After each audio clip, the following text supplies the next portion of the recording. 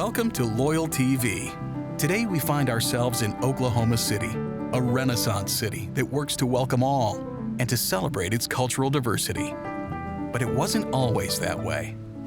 It's the mid-1940s in segregated Oklahoma. After graduating from Langston University, a bright young student named Clara Luper becomes the first African-American to enroll in the history department at the University of Oklahoma. She earns her master's degree in 1951 and becomes an Oklahoma City school teacher.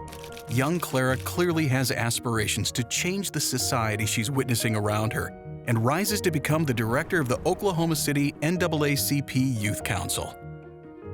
In the 1950s, inside the now beautifully restored walls of the former Calvary Baptist Church near Deep Deuce, changes in the cultural landscape begin to stir. The most prominent of all the leaders of the civil rights movement, Dr. Martin Luther King, even preached from its pulpit early in his career.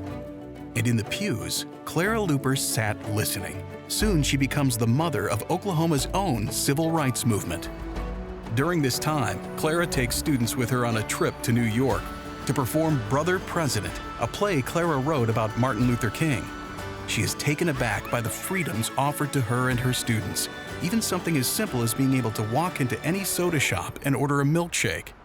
She yearned for the opportunity to bring the same kind of freedoms to Oklahoma City. It's August 19, 1958, back in Oklahoma City.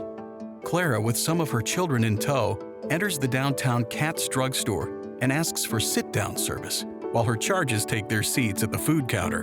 The diner refuses to serve them. Luper and the children come back the next day. Again, they are refused. But the young idealists persist until Katz's management yields.